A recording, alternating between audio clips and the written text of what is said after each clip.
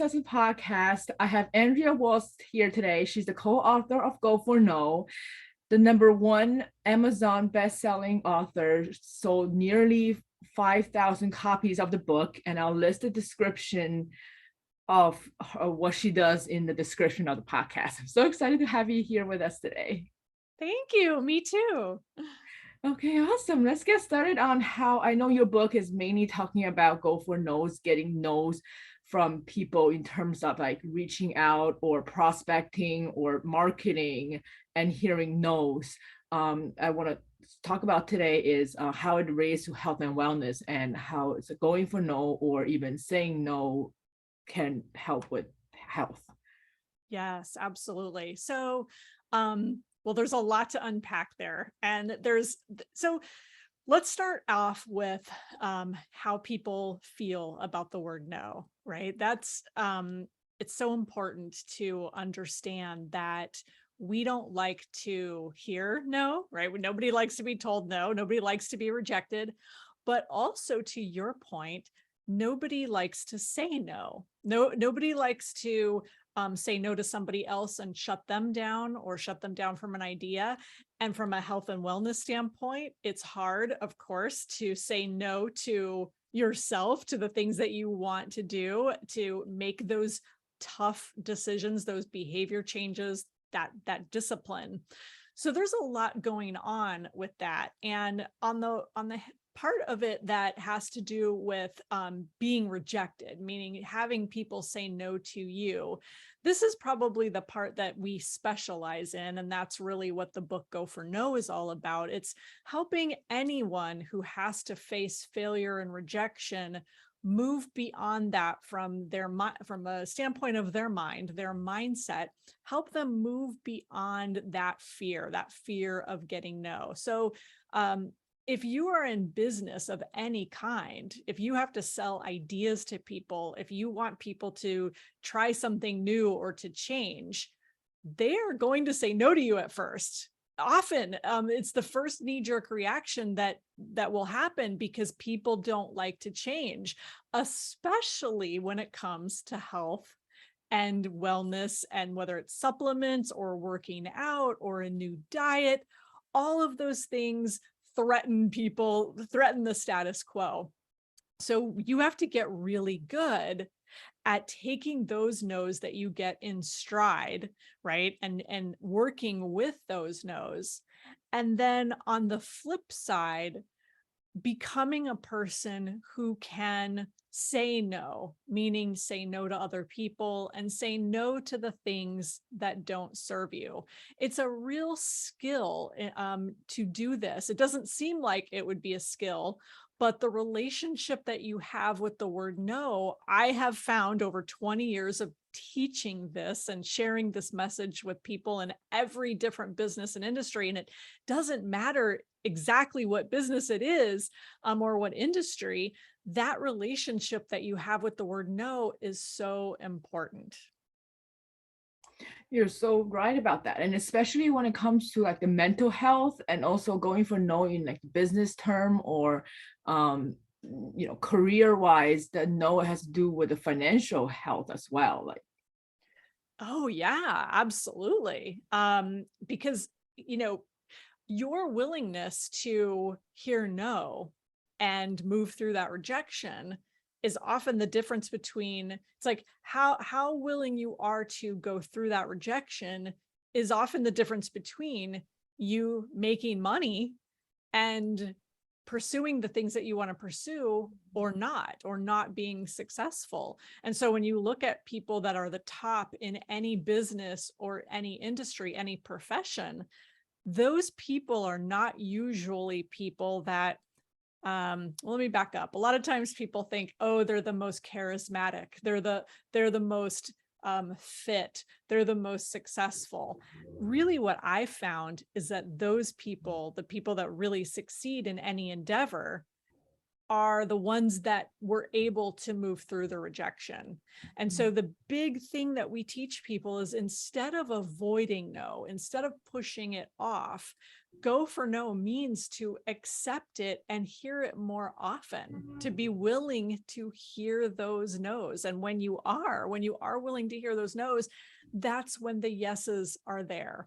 It's kind of, and again, on the flip side, if you're willing to say no to yourself, right? And you're willing to say no to the things that don't serve you and take you off of your fitness or health path, if you're willing to do that often enough, then the yeses are there. But when we avoid the no, that's when we get into the most trouble. Yeah. And statistically as well, if you're going for no, let's just say for a specific number of no's in a certain amount of time, and also that I want to bring up later on towards the end about the challenge that for this. So like let's just say you said 1,000 no's for a period of time, right? But that no also includes an infinite amount of yeses that you don't know about. So it's almost like I'm going for no, and I increase the possibilities of yeses along the way. Exactly. So let me explain how this works. And this is what we call setting no goals. So you set a number of no's you're going to collect in a given day. It could be as short as a day, it could be a week, it could be a month. We have something called the 21-day challenge. And in that time period, you set a goal for the number of no's you're going to collect. Usually in a business sense, in a sales sense, it's from someone else. So it's me going out and asking someone, hey, would you like to buy my book? Or would you like to hire me to speak? Or whatever, right? Would you like me to coach you? And I'm collecting those answers. So as I set those no goals, that oftentimes when I'm just paying attention to that and I'm not worried about the yeses, as I go about my business of collecting those no's, meaning collecting those decisions, that's when I have the opportunity to get those yeses. And what this does is it really allows people to focus on their behavior and what they know leads to success. You see, I've learned something over 20 years of teaching this, and I've learned it in my own business as well.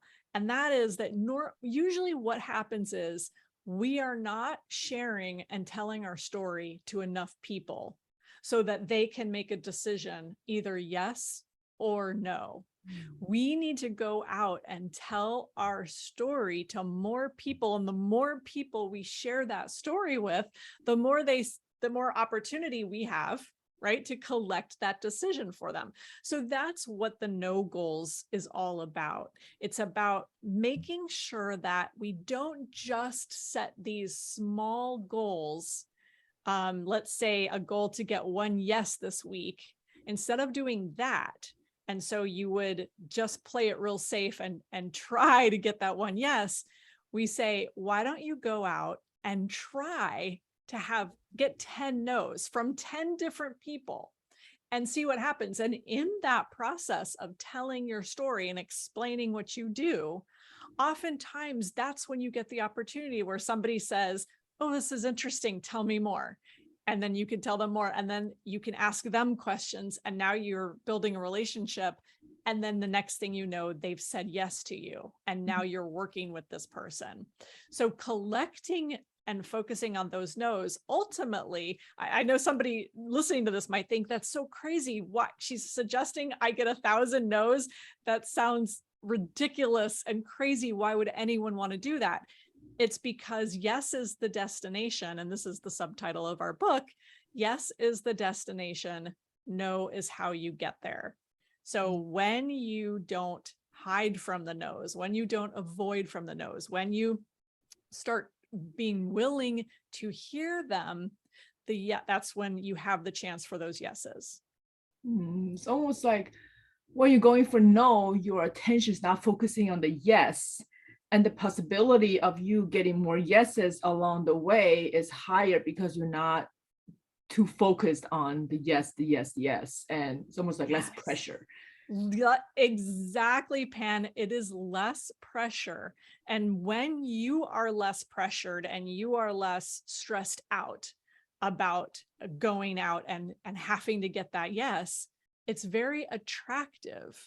And what's really key, and we all know this from a sales standpoint, is, have you ever bought something from somebody who was selling you something and you could tell, you could feel, or you could sense that they were desperate to make the sale? Like they really needed to make it. They were like, hey, you should buy this today. Why don't you get this today?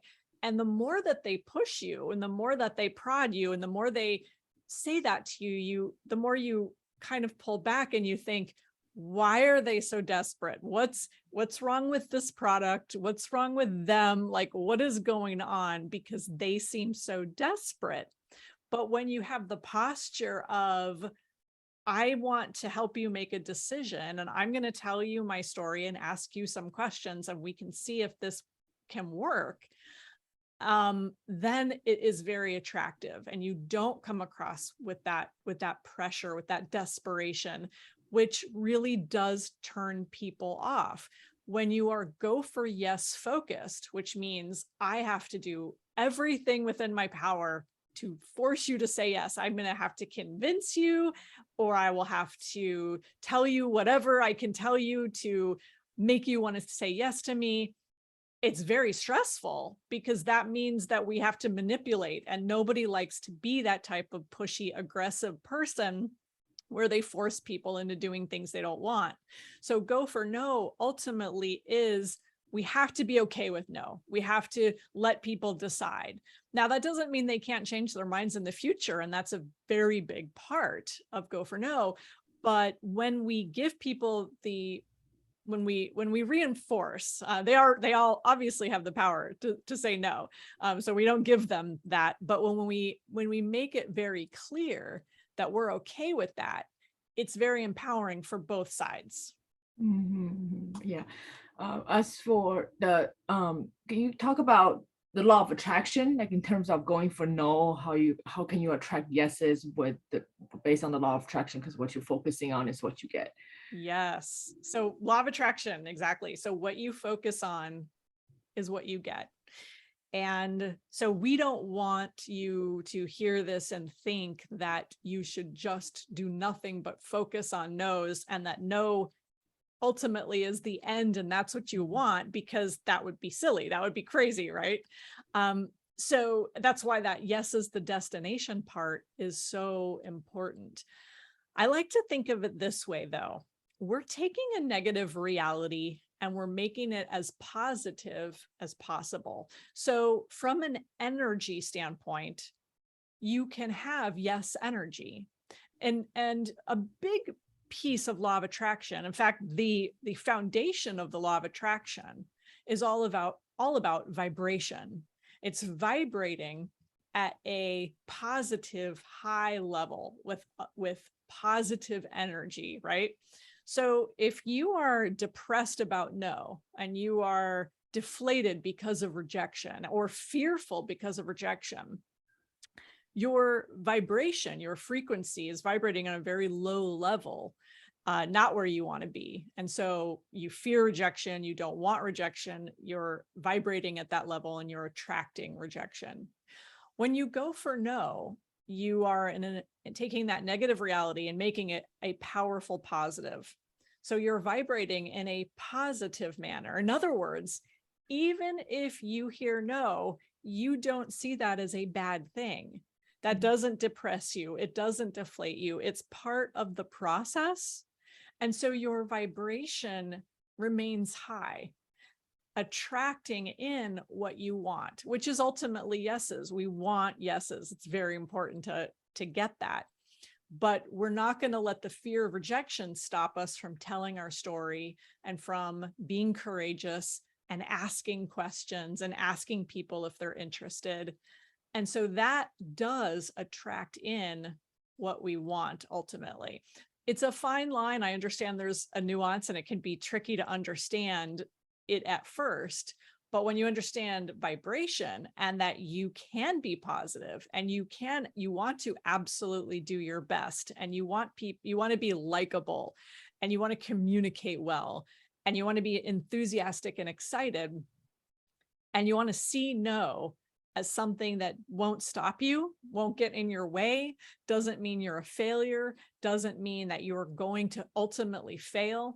When you see it as just a part of the process, a decision that somebody's made that is totally okay and that you can be successful despite those no's, you can continue to vibrate at that high level. Yeah, and like you said before, you can really feel that energy when you talk to somebody, whether you're like thinking no as a not good thing versus a no as a good thing. And also it really strengthens a lot of the muscles too, like your resilient muscles and your ability to just like the mindset part of handling no. Once you hear a no, and then what are you going to do afterwards? Are you going to just not, you're going to give up and just say, you know what, okay, I got a few no's and I haven't gotten yeses yet, and it's not working, versus I'm gonna keep on trying and then change what I need to, just like kind of keep on modifying, improving. Absolutely. And I'm glad that you said the word muscle, because when you think about even working out a muscle, you can't sit back and think about working out and hope that something changes, right? You have to go into the gym and you have to actually lift the weights and tear down the muscle. And you have to do it over and over again to where the muscle finally builds up. And going for no, which really means talking to people and communicating. When you do that, it does build your resilience muscle and your courage muscle. But those muscles do not get built. Your courage and your resilience does not get built unless you are practicing, unless you are exercising them, just like muscles in the gym. No amount of thinking about it, no amount of positive mental attitude can change anything until you are lifting those weights. And from the analogy with Go for No is until you are actually practicing it, which means talking to people and having those conversations and saying, hey, would you like to sit down with me and have a meeting? Would you like to meet me for coffee? When you ask those questions in that moment, when you ask that question, it's building, it's like tearing that little muscle and you're building. And even if you get a no, you've built that muscle. So it's a positive. Mm-hmm. And it gets easier. At the beginning, it might be like, oh my gosh, it's really hard to get that no. But then once you get used to it, once you do it more, you'll be like, okay, this is the no. Eventually, in network marketing and in other businesses, usually they say 7 to 12 no's, you get a yes. It's just not giving up. Exactly. Yeah, there's some persistent statistics out there. And especially, I will say, in health and wellness, people are hesitant to change. And a lot of times that's because they've tried things that don't work. So they're very hesitant to say yes to something else, something new, or someone new that they haven't heard of. And so one of the things that I teach that we talk about is when you value a no, and you value this, you create a mindset that says, I'm going to help this person get to know me. So it's not just NO, it's KNOW. And one of the ways that people get to know you is by sticking with them, offering value, staying connected, offering them maybe advice or things to help them on their fitness or weight loss journey or whatever it is, health and wellness journey. And when you do that, they get to know you. And so those no's, that even that rejection can be the foundation of a future relationship. Mm-hmm. And when it comes to health and wellness, usually people go for if they already have symptoms or if they already get diagnosed with something, and then they're more willing to try versus prevention. Yes. And that's a really good point. You're right. So it depends on where people are, right? If somebody has seen something, maybe you posted on social media and they reach out to you, maybe they are ready and they're looking for a solution and they're looking for help. So you have to have the courage, because now this person is really interested and this is a great moment to go for no and ask the question, ask them how they would like, if they would like to sample your product or work with you, and because they're ready. as opposed to you going out and finding somebody who you don't know is ready or not. So that's an excellent point. And also going for no, but speaking of asking questions, just don't take that first no as if, okay, the person just says no, I'm going to move on, look for the next no, but ask more questions about why is it a no? Are you saying no to me? Are you saying no to the product? Are you saying no for yourself because you don't trust what I can offer, or you don't trust yourself that you can do it? Yes. And I have a little tidbit of advice on that. You are so right. And I love that you brought that up.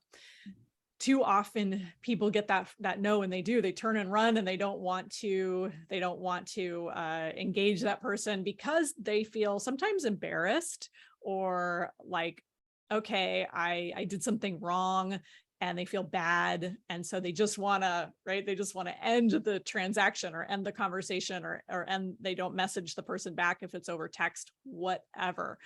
So being willing to ask. And one of the things that we have found that works really well is tying back. So and this is why getting to know people and asking questions is so powerful. Tying back what the person said to you being able to ask them why they said no. So for example, if somebody said to you, yeah, I have really trying to lose weight for this wedding, or I've been trying to lose weight for a while, blah, blah, blah. And then you offer them a solution and they say no. You can say, wow, I'm kind of surprised because based on everything that you told me that you wanted to accomplish over the next 12 weeks, it seemed like this would be perfect for you. What made you say no? And so tying that back to what you know about what they told you already, it's not you just saying, hey, you should do this. It's tying it back and saying, these are the things that you said you wanted, but you're saying no to those things. Why? Yep. And what about like the different fears of going for no? Yeah. So there are the two main ones, which are fear of rejection and fear of failure. And really, they're completely intertwined.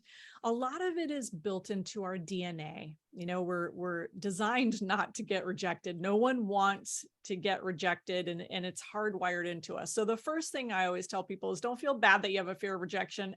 Most people do. And there's always one person in every group we speak to, and they always say, I don't have that fear. But for the 99% of everyone else in the room, they do.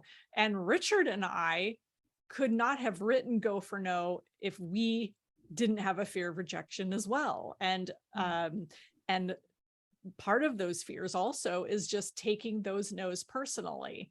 So not going out and looking for validation of yourself or your idea or your company or your product. You can't look for validation in other people through what you're doing, through those yeses or nos. You have to have that belief. And so the couple things to fight those fears, one is having that belief, having that, remembering that you're on a mission, remembering that you have something that can help people, and reminding yourself of that often. You know, I get no's all the time. People hear Go for No and they think, well, that's stupid, and I don't want to do that, and I'm not going to hire you. I want my salespeople to go for yes. So I face no as much as anyone, if not more, because of just the title alone of Go for No turns some people off. So I have to hang in there and try to explain it and try to create materials and marketing materials where I can explain it easily so people understand. So that's a big part of it. But I have the belief that what I have can help people. I just have to overcome some of those hurdles. So that's the one thing. Second thing, big thing, is preparation. Is not only your mindset preparation. So listening to, a show like this goes a long way, but also the physical preparation. Understand what your process is.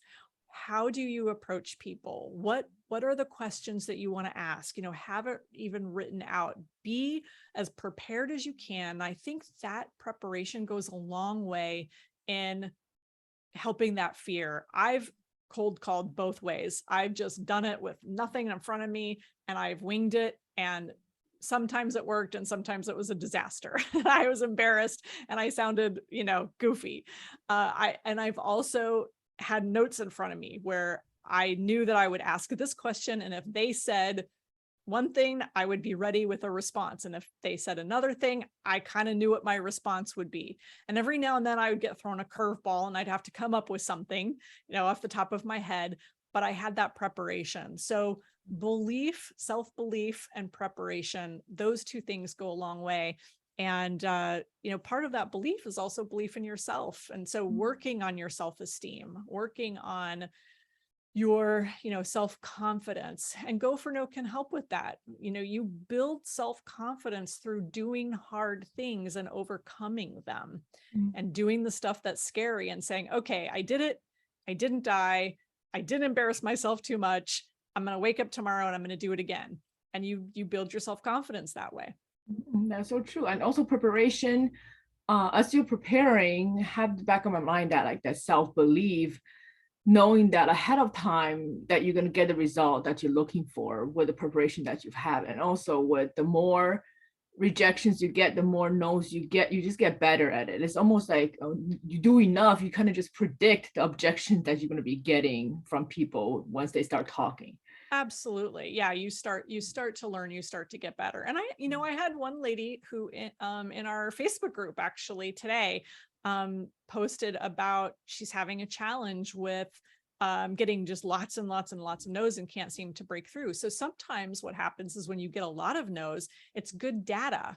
And you need to step back and you need to say, okay, maybe I need to switch up my approach. What can I do differently? Maybe I'm asking the wrong question. Am I talking to the right person? So no's give you information as well. But oftentimes what happens is we don't have enough information. We talk to a couple people and we just go like, okay, those people don't work. Well, wait a minute. Do it enough, get some real data, and then step back and say, okay, now I think I'll mix it up. I'll try something else. Yeah, like reevaluate and then really see the big picture, the whole picture of like where the no is coming from and what's going on in the process and afterwards. Exactly. I want to go backtrack a little bit with the book launch and everything, and just curious about the story behind that, and the going for no process for you, and also if you want to share about the 5,000 copies that the change the book cover, and I thought that was interesting. Oh my gosh, yes. So when we first published Go for No, we wrote and self-published it. It's still technically self-published. In 2000, and we struggled with that book for about 5 years, and then finally we were at a conference and we gave a copy. We would always give copies away to people, just hoping that somehow it would go viral. And this was before social media. And we gave a copy to a guy at a conference we were at, and he called us a couple days later and he said, "Are you guys open-minded?" And we said, "Yeah." And he goes, "Well, I want to give you some feedback." He said, "This is one of the best sales books I've ever read." And we were thrilled to hear this. We were like, "Oh, great." And then he said, "But you have one of the worst covers in the history of publishing." And we went, "Oh, okay." And he said, if you would be willing to change the book cover, I will buy 5,000 copies. And we were like over the moon, because we really hadn't done very well with the book for 5 years. We were just kind of hitting our head against the wall. We had it for sale on our website. That's it. Amazon really wasn't a big thing back then. And so we did hire a cover designer, and we had the cover changed, and we ordered a bunch more new books, and he bought a bunch. And 5 more years we went sending books and marketing, and we finally got it on Amazon. And then in 2010, it finally hit #1 in the selling category on Amazon. But that took 10 years in and of itself. Here we are now in 2022. It's sold about 500,000 copies now. And my goal is 1 million. So I have to hear no a lot still to sell that many copies. It's definitely, it's a journey. Oh my gosh, that's amazing. Thank you so much for sharing. Oh my gosh, I can talk to you for hours. I know your time is limited and I won't keep you for that long. Can you go over the course that you have with the book? Yes, I have the course. And And I believe that you'll have like a special link. We'll get you a special link I think the to that for code people. is PAN, PAN, and get 25% off. Okay, perfect. So yeah, the online course is something we developed for people who want to master Go for No. And as courses go, you know, there's a lot of courses out there that are super expensive. This one isn't really, in the big scheme of things. It's 30 core Go for No concepts that we take people through, little bite-sized modules. And it's a mix of everything. Probably the first week, when I say week, the first 10 modules, because you could get it all done in a weekend if you wanted. But the first 10 modules are really about mindset, and it's changing your mindset about failure and rejection, and how you think about it and how you interpret those no's. Because your brain makes a decision when you hear a no, and we want to change up that interpretation right when the brain hears it. So that's part of it. The other part, kind of the middle part, is all strategy and tactics. So we talk about how to set no goals and things to say and how to follow up with people who've told you no in the past. And then the last third is, again, some more mindset things, but also things that maybe you haven't considered, you know, the quantity of people that you should be talking to versus the quality of your presentation, and how to stop taking no personally. That's a huge one. So it's a really fun, very different course, very unlike anything that I have ever seen out there. And it's all related to failure and hearing no. So if Go for No is an issue for you, meaning if you really have a problem hearing no, if you do everything you can to kind of avoid rejection, it's the perfect course for you, because that is all we deal with. There's nothing else. And that's so great. I'll put the link in the description. And if you haven't gotten the course yet, get it. It is amazing. I highly recommend it. And of course, also grab a copy of the book, because that's help Andrea out and reach her 1 million books sold goal, selling goal.